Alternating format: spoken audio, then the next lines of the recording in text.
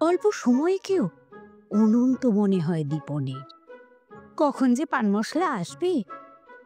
এত আয়োজন, এত মেনু, এত সুন্দর রান্না, কিছুই পেটে ঢুকছে না দীপনের। যে চিকেন ওর এত প্রিয়, তাও 4 পিসের বেশি খেতে পারল না।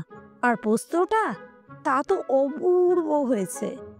কিন্তু প্রাণ খোলা প্রশংসা করতে পারল কোথায়? এখন চিকেন দিচ্ছে, এরপর চাটনি, তারপর পাঁপড়, তারপর রসগোল্লা, আর তারপর সন্দেশ। তার ওপর আর টেনশন নিতে পারছে না সে।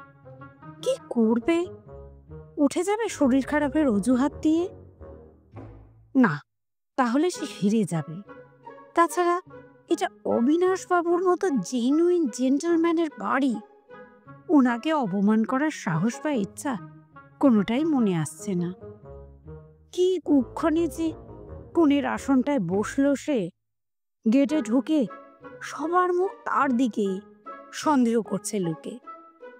মাঝের সিটগুলোয় বসলে এতটা নজর পড়তো না কারোর।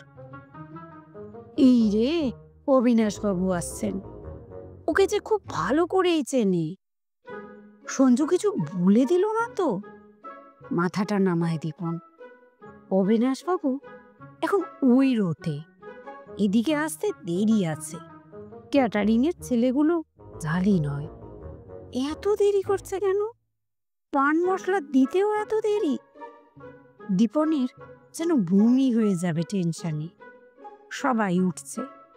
সামনের লোকটা এখনো রসগোল্লা খাচ্ছে। দাদা, আমাকে একটু সাইড দেবেন?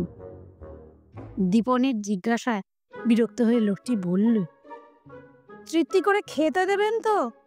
এত তাড়া কিসের? একটু বসুন না। দীপন ভাবছে তীরে এসে তড়ি ডুববে। অবিনাশবাবু এইদিকে এসে আসছেন, সকলকে জিজ্ঞাসা করছেন রান্না কেমন হয়েছে। দীপনকেও যদি... আর ভাবতে পারে না সে। পাশের লোকটা উঠল। অবিনাশবাবু বেরিয়ে গেছেন। ঘাম দিয়ে জ্বর ছাড়ল দীপনে। স্তূপীকৃত ড্রামের জলে মুখ ধুয়ে পিছু হতেই দীপন দেখে অবিনাশবাবু, মুখে ইঙ্গিতপূর্ণ হাসি। দীপন দেখে দূরের আবছা অন্ধকারে সঞ্জু দাঁড়িয়ে। অবিনাশবাবুর সামনে থেকে কোনো ক্রমে বিদায় দিয়ে সঞ্জুকে বলে, 500 টাকাটা ছাড় এখনই।